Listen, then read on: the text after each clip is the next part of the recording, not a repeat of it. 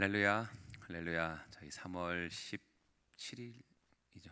3월 17일 금요 새벽 예배 예배 자리에 나오신 모든 성도님들을 예수님 이름으로 환영하고 또 축복합니다. 저희들이 살아가면서 억울한 일을 당하고 저희들 잘못이 아님에도 불구하고 힘든 일을 겪을 때가 있습니다. 저희 그럴 때마다 그 상황을 저희의 생각이나 경험에 의지해서 해결하려고 하는 것이 아니라 다윗처럼 전적으로 그 문제를 하나님께 가지고 오고 또 하나님께로 맡길 수 있는 그런 믿음을 가지기를 소망합니다. 저희 시간 어려운 일 당할 때 주님만을 더 의지하며 나아갈 것을 시간 믿음으로 선포하는 마음으로 함께 찬양하며 나아갑시다.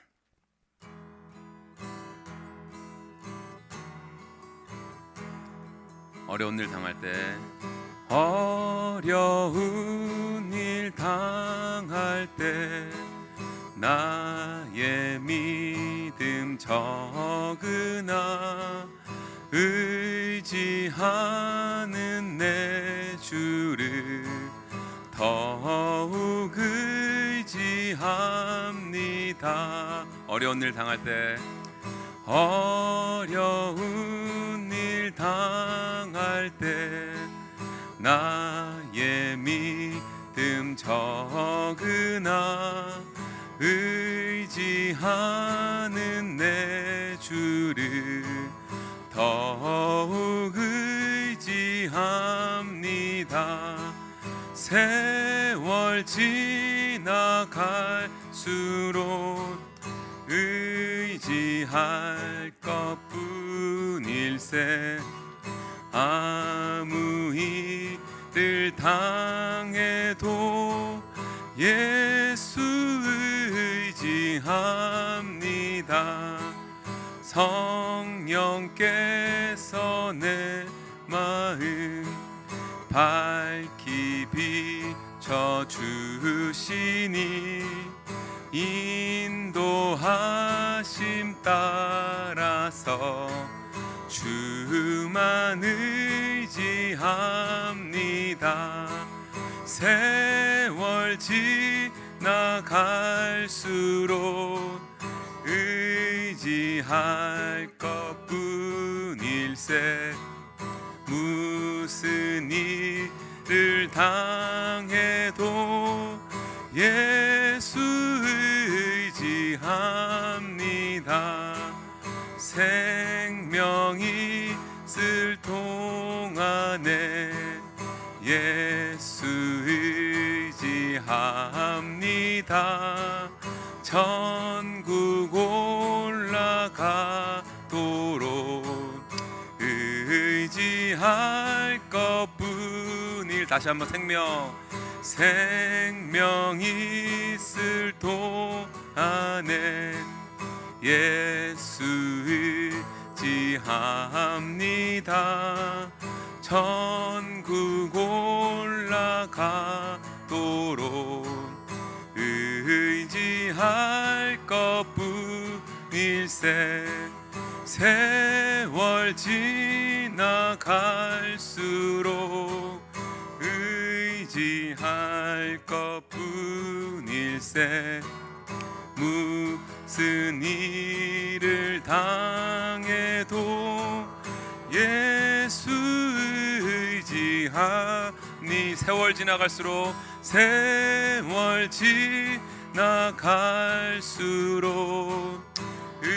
의지할 것뿐일세. 무슨 일을 당해도 예수 의지합니다.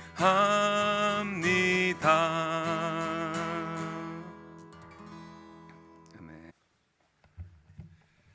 한 가지 기도하기 전에 여러분 그 예배 마치고 중보기도 각자 기도하실 때 하나 해주시기 바랍니다. 오늘과 내일 우리 권혁상 집사님하고 우리 김채호 형제 중요한 그 시험을 앞두고 있습니다. 그래서 그 시험 잘 치를 수 있도록 공부한 것 잘 기억날 수 있도록 신문대로 열매를 거둘 수 있도록 공짜로 붙여달라는 건 아니고요. 그거는 아닌 것 같고 공부한 대로, 심은 대로 눈물로 뿌리는 그 기도에 기쁨의 열매를 맺어갈 수 있도록, 그래서 하나님이 정한 때 하나님의 방법으로 잘 이렇게 이 시험을 통과할 수 있도록 그렇게 진실하게 기도를 했으면 좋겠습니다. 지금 말고요. 여러분 예배 마친 다음에 여러분 기도할 때에 이 제목 같이 기도해 주시면 고맙겠습니다. 기도합니다. 좋으신 아버지 하나님, 감사합니다. 오늘도 주님 앞에 나와 예배하는 주의 백성들을 은혜 베풀어 주시고 하나님의 계획과 섭리 가운데 담겨 있는 소중한 인생임을 기억하고 오늘도 예배하는 그 자리에 하나님의 이름만 높아지게 하시고 주님의 말씀을 통하여 뜻을 깨닫고 오늘도 하루 살아가는 동안 하나님께만 영광을 올릴 수 있는 귀한 하루가 되게 하여 주옵소서. 사랑하는 교우들 진로 문제, 진학 문제, 법적인 문제, 재산 문제, 건강 문제로 또 여러 가지 마음에 담아있는 기도할 제목들 하나님께서 일일이 기억해 주시고 그것이 문제로만 그치는 것이 아니라 고난으로만 마치는 것이 아니라 고난에 분명한 유익이 있고 하나님의 뜻과 목적이 이루어가는 과정임을 우리가 영적으로 깨달아 하나님이 어떻게 우리를 이끌어 가시는지를 보기를 원합니다.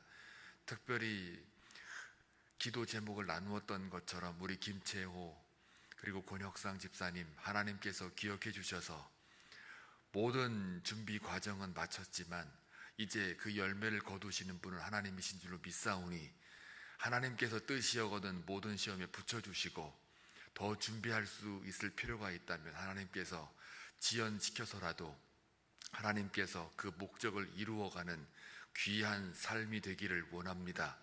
심은 대로 거두게 하여 주시고 준비한 대로 잘 기억이 나서 그 마음 가운데 평강이 있게 하시고 모든 시험을 잘 통과하여 하나님 앞에 더욱더 귀하게 쓰임받으며 주의 몸된 교회에 섬길 수 있도록 주께서 인도하여 주옵소서. 눈물로 뿌리는 자에게 기쁨의 단을 거두리라 하겠던 그 하나님의 그 열매가 우리 가운데 놓여 있음을 고백하며 다시 한번 기도로 나아갈 때에 그 영혼들을 붙잡아 주시고 말씀 가운데 거하게 하여 주옵소서. 이 시간에도 주의 말씀을 통하여 주의 뜻을 깨닫기를 원합니다. 말씀으로 교훈하시고 오늘 살아가는 하루 승리할 수 있도록 역사하여 주옵소서. 예수님의 이름으로 간절히 기도하옵나이다. 아멘. 하나님 말씀 보시겠습니다. 사무엘상 24장입니다. 1절에서 15절까지 함께 교독할 때에 주님의 음성을 들을 수 있기를 바랍니다. 사울이 블레셋 사람을 쫓다가 돌아오매 어떤 사람이 그에게 말하여 이르되 보소서 다윗이 엔게디 광야에 있더이다 하니 사울이 온 이스라엘에서 택한 사람 3,000명을 거느리고 다윗과 그의 사람들을 찾으러 드렴소 바위로 갈새. 길가 양의 우리에 이른즉 굴이 있는지라 사울이 뒤를 보러 들어가니라. 다윗과 그의 사람들이 그 굴 깊은 곳에 있더니 다윗의 사람들이 이르되 보소서 여호와께서 당신에게 이르시기를 내가 원수를 내 손에 넘기리니 내 생각에 좋은 대로 그에게 행하라 하시더니 이것이 그날이니이다 하니 다윗이 일어나서 사울의 겉옷 자락을 가만히 베니라. 그리한 후에 사울의 옷자락 뱀으로 말미암아 다윗의 마음이 찔려 자기 사람들에게 이르되 내가 손을 들어 여호와의 기름 부음 받은 내 주를 치는 것은 여호와께서 금하시는 것이니 그는 여호와의 기름 부음을 받은 자가 됨이니라 하고 다윗이 이 말로 자기 사람들을 금하여 사울을 해치지 못하게 하니라. 사울이 일어나 굴에서 나가 자기 길을 가니라. 그 후에도 다윗도 일어나 굴에서 나가 사울의 뒤에서 외쳐 이르되 내 주 왕이여 하매 사울이 돌아보는지라 다윗이 땅에 엎드려 절하고 다윗이 사울에게 이르되 보소서 다윗이 왕을 해하려 한다고 하는 사람들의 말을 왕은 어찌하여 들으시나이까. 오늘 여호와께서 굴에서 왕을 내 손에 넘기신 것을 왕이 아셨을 것이니이다. 어떤 사람이 나를 권하여 왕을 죽이라 하였으나 내가 왕을 아껴 말하기를 나는 내 손을 들어 내 주를 해하지 아니하리니 그는 여호와의 기름 부음을 받은 자이기 때문이라 하였나이다. 내 아버지여 보소서, 내 손에 있는 왕의 옷자락을 보소서. 내가 왕을 죽이지 아니하고 겉옷자락만 베었은즉 내 손에 악이나 죄가가 없는 줄을 오늘 아실지니라. 왕은 내 생명을 찾아 해하려 하시나 나는 왕에게 범죄한 일이 없나이다. 여호와께서는 나와 왕 사이를 판단하사 여호와께서 나를 위하여 왕에게 보복하시려니와 내 손으로는 왕을 해하지 않겠나이다. 옛 속담에 말하기를 악은 악인에게서 난다 하였으니 내 손이 왕을 해하지 아니하리이다. 이스라엘 왕이 누구를 따라 나왔으며 누구의 뒤를 쫓나이까? 죽은 개나 벼룩을 쫓음이니이다. 그런즉 여호와께서 재판장이 되어 나와 왕 사이에 심판하사 나의 사정을 살펴 억울함을 풀어주시고 나를 왕의 손에서 건지시기를 원하나이다 하니라. 아멘. 오늘 본문 말씀은 어떻게 시작을 합니까? 블레셋 사람을 누가 쫓아요? 사울이 쫓다가 다시 돌아왔다, 이렇게 되어 있습니다. 마온 황무지, 그러니까 마온 골짜기에서 정말 손만 뻗으면 다윗을 잡을 수 있었던 기회가 있었습니다. 성경의 주석가들도 공통된 해석이 뭐냐면 정말 거의 다 잡았다고 그랬어요. 거의 다 잡은 다윗이었는데 거기서 이제 아마 다윗도 또 그를 따르는 자들도 굉장히 두려웠었겠죠. 야, 이제 잡히는가 보다, 이렇게 했을 정도로 이 절체절명의 위기에 있었던 그런 마온 황무지의 상황이었습니다. 그런데 갑자기 전령이 들어오더니 전쟁이 났다고, 그래서 블레셋 군대가 지금 침범해 왔다고 얘기를 들어보니까 지금 거의 다 잡은 다윗을 포기할 정도로 사울이 이 사안이 심각했던 것 같습니다. 그래서 이제는 결국은 사울이 부하들을 데리고 다시 블레셋 사람들을 쫓으러 갔는데 이게 엄청난 전쟁이었으니까 쫓아갔을 텐데 오늘 본문에 보니까요, 블레셋을 쫓다가 다시 돌아오매, 이거 뭐 전쟁을 아주 거하게 막 골리앗 장군 뭐 이렇게 앞세워 싸우듯이 그런 대단한 전쟁을 치러온 게 아니라 막 추격하다가 다시 돌아왔다는 얘기는 전쟁이 지금 간단하게 지금 끝나버린 거예요. 이걸 볼 때에 우리가 뭘 할 수 있느냐면 하나님의 인도하심과 보호하심과 다윗을 구원하신 그 하나님을 우리가 볼 수 있다라는 이야기입니다. 이게 그냥 우연으로만 그냥 끝날 것이 아니라 지금 거의 다 잡았다라고 하는 사울의 입장과 다윗의 입장에서 볼 때는 야, 이거는 잡히겠다라고 하는 그런 상황 속에서 갑자기 느닷없이 전령이 와가지고 이런 전쟁 났다라는 이야기를 하고, 웬만한 그런 어떤 단순한 노략질 정도의 전쟁이었거나 또 그들이 잠깐 침략해서 뭘 뺏어갔다고 할 정도면 다 잡은 다윗을 잡겠죠. 근데 그거를 포기할 만큼 이 사안이 심각했다.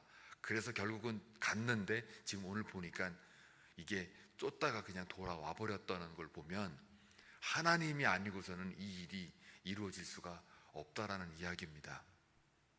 그래서 하나님의 방법으로 하나님의 정한 때에 하나님께서 우리가 전혀 상상하지 못할 일을 오늘 이렇게 실행을 하고 있었다. 이것을 경험한 다윗으로서는 어제 말씀드린 바와 같이 시편 54편을 쓰게 됩니다. 그리고 이런 부분에 있어서 십광야라고 하는 것, 이 십이라고 하는 게요, 그 의미가 있어요. 단순히 지명 이름이 아니고 재련소라고 하는 의미가 있는 게 십광야의 십이에요. 그러니까 다윗을 재련소가 뭐 하는 것입니까? 이게 철을 갖다가 이렇게 녹여가지고 그 주조해서 뭔가를 새롭게 만들어내는 거 아니겠습니까? 훈련이라는 뜻이죠. 그러니까 이 십광야에서 다윗이 다윗을 하나님이 어떻게 지금 훈련하고 있는가. 그래서 훈련할 때마다 또 그냥 주저앉기가 쉬울 수 있으니까 요나단을 통해서 또 십광야에서 이렇게 위로를 주고 하나님을 더 의지하게 만드는 그런 위로를 주면서 또 이제 거의 잡혀질 뻔했던 그 마온의 황무지에서 결국은 이렇게 또 하나님의 방법으로 하나님이 건져주시는 그 모습을 다윗이 아주 깊이 경험을 했다라는 이야기입니다. 하나님은 우리의 삶 속에 깊이 주관하시고 섭리 가운데 인도하시는 하나님이십니다. 하나님을 우리가 바라볼 수 있는 이유도 바로 우리가 상상하지 못할 그 길을 이미 하나님은 보고 계시고 예비하시는 줄로 믿습니다. 이 믿음을 가지고 우리가 나아가야 되는데 보이지 않는다고 해서 길이 없는 것은 아니죠. 우리가 정말 잘 알고 있는 이 홍해 사건을 보았듯이 바닷속에 길이 있을 거라고 누가 상상을 했겠습니까? 그냥 출렁이는 그 바다 거기 앞에 서서 어느 누구도 길이 있을 거라고는 예측을 못하지요. 쫓아오는 군대에 애국 군대에 좌우 양쪽엔 절벽이 서 있으니까 이 비하 히롯이라고 하는 것은 완전히 사면 초가를 상징을 합니다. 거기로 또 그 하나님이 거기까지 이스라엘 백성들을 몰고 간 거는 철저히 하나님이 말씀을 통해서 거기까지 간 거거든요. 그러니까 너희들은 이 지점에 갔다가 여기다가 잠깐 요 지점에 갔다가 다시 비하 히롯으로 가라, 이렇게 다 지금 하나씩 지명을 말씀하면서 말씀대로 이스라엘 백성들은 그냥 가라는 대로 따라갔던 것 뿐이에요. 그러니까 오늘날로 말하면 하나님의 말씀을 잘 순종하고 끝에까지 갔더니 거기가 비하 히롯이었던 거죠. 그러니까 그 위기 속에 하나님한테 원망할 수가 있는 거예요. 말씀대로 순종했더니 이 결과가 이게 뭐냐, 다 죽게 됐다, 이렇게 되는 거죠. 그런데 우리 눈에는 길이 안 보이니까 원망할 수밖에 없죠.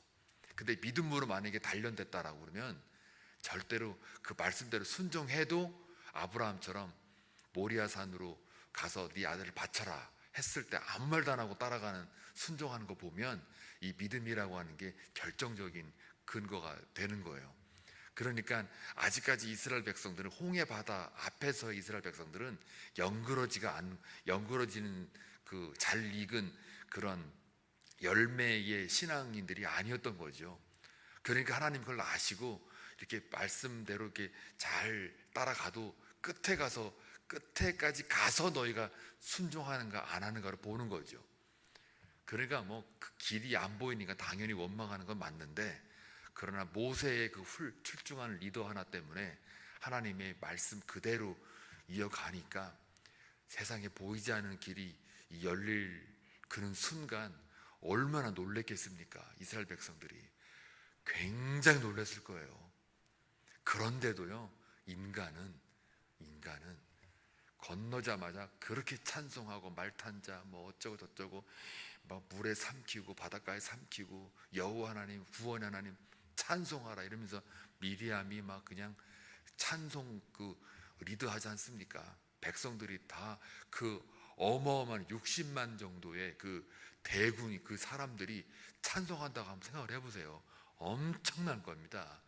서울의 그 대형 교회, 큰 교회 한 2만 명 정도 모이는 그 교회 같은데 그 교회 전 교인을 갖다가 그 크리스마스 칸타타를 이렇게 성탄절 칸타타를 이렇게 하는 거 보니까 할렐루야 같은 거 이렇게 노래 찬양하는 거를 전 성도가 2만 명이 전 교인이 찬양하는 거 유튜브 한번 보세요. 그것만 봐도 야, 이거 하나님 임재하겠다. 근데 60만이 홍해바다 건너가지고 거기서 그 애굽의 말탄 자를 몰살시키신 하나님, 우리를 구원한 하나님 이러면서 막 찬양을 그 하는 그 순간을 한번 상상해 보시면, 아유, 월드컵 나가가지고 16강 조금 이겼다고도 막 정신을 못 차리는데 그 사건을 만약에 온 백성이 경험을 해본 거 아니에요. 그러니까 이 전율이 얼마나 크겠어요. 에즈벨이 저 멀리 그 조금 부흥 조금 했다고 여기까지 와닿는 거 보면 그 60만이라는 이 그 장정만 60만인데 그게 그냥 막 들고 찬송을 한번 해보세요. 엄청난 거죠. 아멘 한마디만 해도 막 쩌렁쩌렁 할 거 아닙니까? 아우, 상상만 해도 기쁘네요. 그런데 바로 끝나자마자 물 없다고 그렇게 원망하고 불평하는 그 인간들을 보니까 딱 우리가 꼭 그렇게 살아요. 엄청난, 여러분이 홍해에 건너 본 경험이 있으면 에이, 나는 쟤네보단 낫다 이럴 것 같죠? 똑같아요. 이 인간은 이 모든 죄는 다 죄인이기 때문에 오는 거라 똑같습니다. 한번 복을 세어볼 수만 있다면 다 세어보면 굉장히 이날까지 산 것도 하나님의 은혜다라고 우리가 찬송하고 고백을 하는데도 똑같이 어떤 상황이 오면 언제 그랬냐는 듯이 똑같은 불평과 원망과 하나님이 이러시기에요 이렇게 되는 거예요. 하나님하고 딜하고 있는 거죠. 자, 이런 걸 볼 때에 이 인간은 항상 이렇게 연약하고 약합니다. 하나님 없이는 살아갈 수가 없어요. 오늘 여기 보니까 이 다윗도 사실은 이런 모습 속에서 하나님이 나를 건지셨고 정말 그 생명의 위협 속에 하나님의 방법으로 나를 이끌었던 그 다윗의 모습 속에 날마다 우리가 기도와 말씀으로 이렇게 계속해서 채워져야 돼요. 제가 어제 희한한 동영상을 봤는데요. 어떤 여자분이, 미국 여자인데 여자분이 인생의 의미를 좀 알려준다고 이런 하얀 투명한 유리컵에다가 물을 한 거의 가득 채웠어요. 이거 영상 보여주면 재밌겠는데 딱 채운 다음에 그 다음에 흙을 갖다가 한사 퍼가지고 이 조그마한 모종삽이잖아요. 퍼가지고다가 확 버버리더라고요. 그 다음에 이것을 깨끗하게 할 수 있는 방법이 있을까요? 그러더니 인생이라는 게 이렇게 그 투명한 깨끗한 물에 흙이 담겨져 있는 것처럼 너저분합니다. 막 젖어요. 이렇게 막 젖은 다음에 자, 우리가 이걸 딱 보니까 이렇게 그냥 혼란스럽고 너저분한 게 많고 한번 그럼 이걸 우리가 덜어내 볼게요. 근심 같은 거, 걱정 같은 거, 아니면 꼬여진 인생 해가지고 그 흙을 갖다가 모종삽으로 물 안에 있는 컵 안에 있는 흙들을 다 이렇게 퍼 날릅니다. 아무리 퍼 날르는데도 다 그때 밑에 침전되어 있고 물이 막 흙탕물처럼 이렇게 되어 있어요. 아무리 퍼내도 역시 우리 인생은 이렇게 지금 그렇게 별로 투명한 것처럼 쉽지가 않고 또 늘 혼탁해 있고 늘 죄 가운데 있는 것 같다 이러면서 우리 생이 참 쓰라리다 이렇게 설명을 합니다. 그러고 나서 그럼 어떻게 할까요? 아무리 퍼내고 아무리 걸러내고 해도 늘 이렇게 혼탁하고 어두운 것 같은 느낌인데 이렇게 하면 됩니다. 그러더니 그 좀 더 큰 jar 그 항아리에다가 이게 커피포트 같은 거기에다가 깨끗한 물을 잔뜩 넣고 그냥 계속 끊임없이 부읍니다. 막 부으니까 이게 막 넘치면서요. 그 물이 완전히 다 깨끗해져 버렸어요. 계속 부으니까요. 이렇듯이 좋은 생각, 좋은 말씀, 우리도 따지면 하나님의 말씀, 기도로 계속 붓다 보면 이게 다 없어져요. 이게 인생입니다. 그러더라고요. 그걸 딱 보는 순간 야, 우리가 성령으로 계속 충만하고 계속 기도와 말씀으로 예배 한 번 나오는 게 아니라 계속 나오고 계속 나올 때마다 하나님 앞에 나아가는 이걸 계속 영적인 가치로 부어지면 이 모든 잿덩어리나 이 혼탁한 마음 이런 것들이 다 나가버리는구나. 아무리 내가 걸러내도 그냥 계속 버버리니까요. 진짜 깜짝 같아요. 깨끗해져요.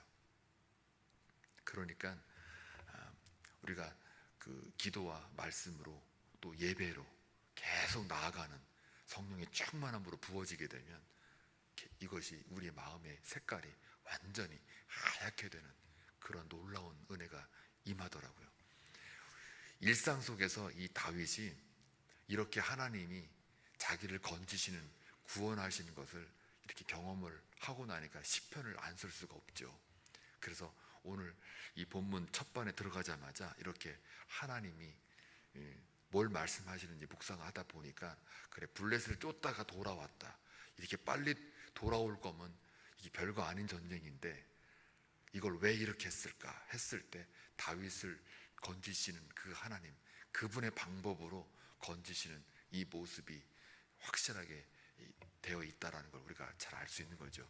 여러분, 힘들고 어려우십니까? 혹시나 기도 제목이 쌓여갑니까? 하나님의 분명히 그 막판에 정말 내가 항복하고 아무것도 내가 할 수 없어요 라고 할 때, 그때 하나님이 역사합니다. 그럼 왜 그때까지 하나님은 왜 꼭 그때만 그러시냐? 예, 그때까지 가야 내가 완전히 포기합니다. 내 욕심도 포기하고 내 생각도 다 포기하고 내 자아도 완벽하게 내려놓습니다. 그리고 진짜 하나님만 의지하고 하나님 한 분만으로 만족한 그 단계가 오기 때문에 그렇습니다. 이게 하나님이 우리를 갖고 장난치는 게 아니에요. 철저히 하나님이 우리를 향하여 나를 완벽하게 완전한 순종으로 의지해라, 이거를 가르쳐 주고 싶은 거예요. 하나님이고 생명이고 너의 모든 삶의 전부가 하나님이다, 이거 알려주고 싶은 거. 이게 복이죠. 야곱의 고백처럼 내가 험악한 세월을 살았어도 내가 하나님한테 제일 큰 복을 받았다라고 하는 이 고백은 아브라함이나 이삭처럼 내가 더 많이 가졌고 내가 더 많이 건강했고 내가 더 많이 힘을 길렀다가 아니라, 하나님을 만난 그 경험이 그 조상들보다 더 내가 많았기 때문에 하나님이 나의 삶의 주인임을 경험을 더 많이 했기 때문에 더 큰 복이 있다라고 하는 그 야곱의 축복이 우리 가운데 있어지길 주의 이름으로 축원합니다.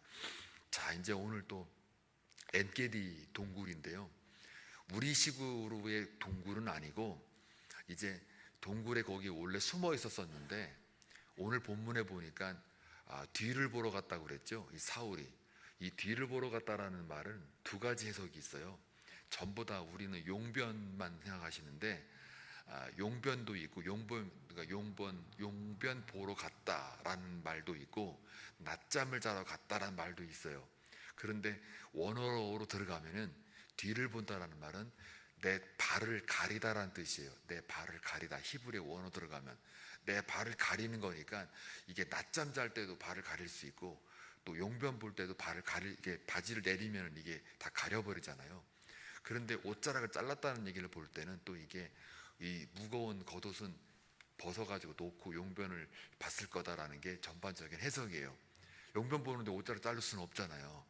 그 말이 안 되죠. 그러니까 낮잠을 잤을 때 자를 수도 있고, 그렇죠?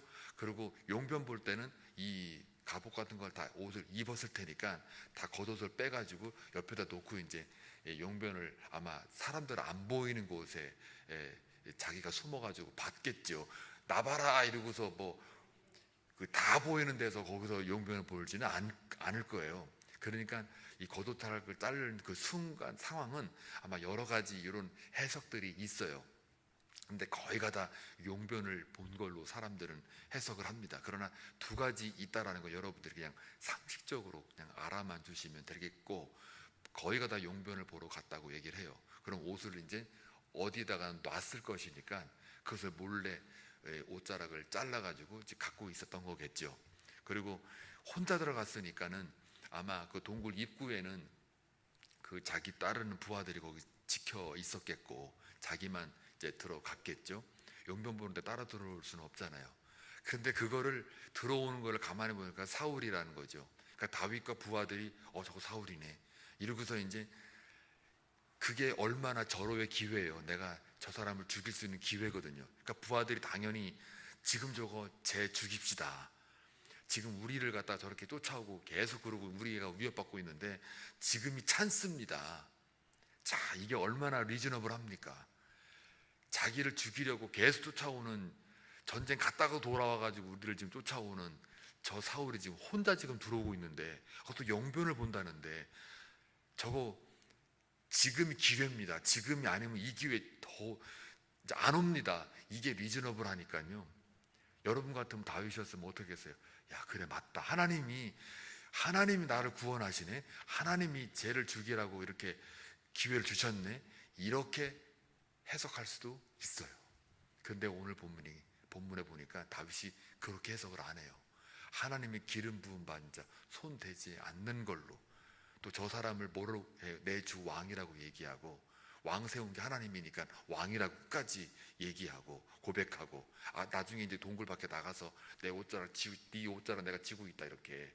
이게 이제 이쪽과 저쪽에 이 사이에 이제 넘어올 수 없는, 거리는 가깝지만 넘어올 수 없는 그런 동굴에 그 바위가 있기 때문에 서로가 서가지고 이제 마주보고서 얘기를 하는 이 엔게디 동굴의 그 상황이거든요. 그러니까 내 주 왕으로 고백하기도 하고, 또 내 아버지라고 고백을 해요. 오늘 보니까 내 아버지라고, 장인어른이니까요, 내 아버지라고 고백을 하고, 또 기름 부음 받은 자의 기름 부으심에 대한 그걸 또 고백을 하잖아요. 이 세 가지를 사울에게 이야기를 합니다. 그러니까 그러나 아버지나 아니면 왕으로서는 부하들을 설득시킬 수가 없어요. 그런데 저 사람은 하나님이 기름 부음 받은 자이기 때문에 하나님의 권한이 있고 하나님에게 주권이 있기 때문에 내가 이것을 인위적으로 할 수 없다라고 하는, 내가 죽이고 싶지만 나도 너희들의 말이 리즈너블하지만 그러나 하나님의 판단을 내가 존중하기 때문에 하나님의 기름 부음 받은 자, 하나님께서 처리할 거다라고 하는 그 하나님의 존재 가치, 하나님의 권위에 대하여, 하나님의 뜻에 대하여 인정하고 그 권위를 인정하는 이 다윗의 모습을 우리가 볼 수 있는 거예요. 그래서 우리가 하나님의 말씀, 하나님의 뜻, 하나님의 권위보다 절대로 앞서서는 안 된다. 이게 다윗의 아주 우리에게 주는 영적 큰 교훈입니다. 겉옷자락을 잘랐다라는 얘기도 이게 뭐냐면, 겉옷이라는 건 유대 문화에 있어서는 사람의 권위를 나타내요. 근데 누구 옷 잘랐습니까? 명색이 뭡니까? 왕의 옷을 잘랐어요. 그러니까 왕의 권위를 어떻게 해요? 자른 거예요. 그것 때문에 오늘 본문에 뭐라고 해요? 마음에 찔렸다고 그랬어요. 아니 여러분, 자기를 죽이려는 원수 같은 사람 옷자락 하나 잘랐다고 여러분 같은 마음 찔리겠습니까? 그 찔리는 게 이유가 뭐겠어요? 조금이라도 내가 하나님의 권위에 침범했을까? 혹시 그럴까? 이게 찔리는 거예요. 그만큼 다윗의 영성이 하나님에게로 지향하고 있고 하나님께로 완전히 몰려있는 것을 볼 수가 있습니다. 그러니까 조그만 거라도 굉장히 영적으로 민감하기 때문에, 그래서 마음에 찔렸다라는 말이 이게 맞는 거예요. 겉옷을 잘랐다는 얘기도, 이것은 사람의 권위를 자른 거니까 이 겉옷이라는 게 나중에 가면 이제 많은 의미가 있는데, 좀 오늘 본문의 끝에 가보면 뭐라고 돼요? 나도 네가 왕 될 거 알고 있다. 요나단이 말하는 거를 또 사울이 또 자기 입으로 네가 하나님께서 너를 왕 세웠다는 거 안다라고 얘기를 하잖아요. 그거 왜 그랬을까요? 사울도 이제는 압니다.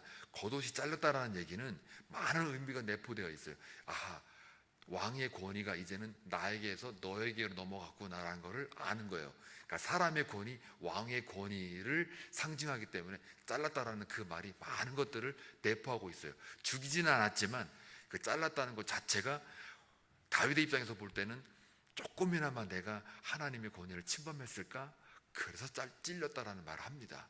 자, 이걸 볼 때에 다윗은 처절히만큼 자기 삶 속에 하나님의 권위에 절대 복종을 하고 그의 뜻에 따라서 이 상황이나 부하들의 말에, 그 여론이죠, 공론화된 그 여론에 휩싸이지 않고 오직 하나님의 권위와 뜻에만 초점을 맞추고 모든 판단을 했다라는 이야기예요.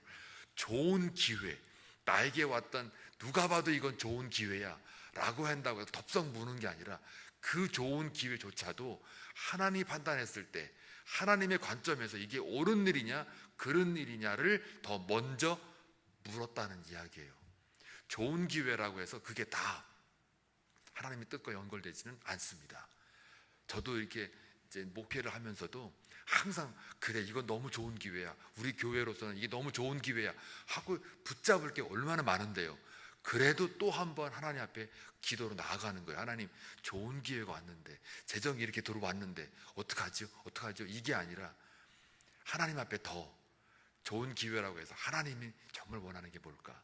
하나님이 정말 이것을 하라고 하는 걸까? 하지 말라고 하는 걸까? 그분의 권위와 뜻에 더 초점을 맞추고 나아가기 때문에 지금 우리 교회가 이만큼, 저도 지금 한 6개월 7개월 다 돼가는데 설교하는 것조차도요, 새벽 기도 시간에 주일 설교 하나님 어떤 말씀을 증거해야 됩니까? 본문은 잔뜩 있는데도 하나님 어떤 말씀을, 본문을 어떤 걸 찾아야 됩니까? 라고 계속 기도하다 보면 저도 모르게 이렇게 스쳐 지나가는 본문들이 여러 개가 있어요. 그럼 그걸 가지고 또 묵상을 또 해봐요. 정말 이게 맞을까? 또 묻고 또 묻고 또 물어요. 그렇게 해가지고 본문이 정해져요.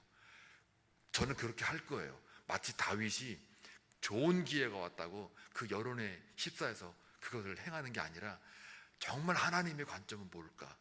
철저히 하나님의 관점에서 해석하려고 애를 쓰는 그 자체, 그 과정이, 그게 믿음 생활이에요. 그게 우리 삶의 신앙 생활인 줄로 믿습니다. 그렇게 하다 보면 하나님이 우리 삶을 통해서 그분의 뜻과 권위에 맞게끔 우리 삶을 쓰신다는 이야기죠. 그것이 물질의 문제든 건강의 문제든 또 진로, 진학의 문제든 모든 어떤 문제 속에서도 그분의 관점에서 본다면 하나님은 우리를 통하여 역사하실 줄로 믿습니다. 오늘 하루도 그런 삶을 살아가셔서 하나님의 일하심을 여러분의 삶과 기도 속에 체험되는 놀라운 축복이 임하길 주의 이름으로 축원합니다. 기도합니다. 좋으신 아버지 하나님, 감사합니다. 하나님의 인도하심, 또 하나님의 우리와 동행하심 때문에 오늘도 우리가 살아가는 줄로 믿습니다. 다윗의 영성을 우리에게 부어주시고, 또 여론이 사울을 죽이라는 그런 합당한 기회와 또 의견들이 있음에도 불구하고 하나님의 관점으로 행동했던 그 다윗을 바라보며 오늘 우리 삶도 하나님이 무엇을 원하시고 또 내 행동 가운데 하나님의 관점이 무엇인지를 깨닫게 하여 주옵소서. 그래서 우리의 모든 삶의 내용들이 하나님의 뜻과 하나님의 권위를 인정하는 하나님의 관점으로만 사는 복된 신앙인들 다 되게 하옵소서. 예수님의 이름으로 기도하옵나이다. 아멘.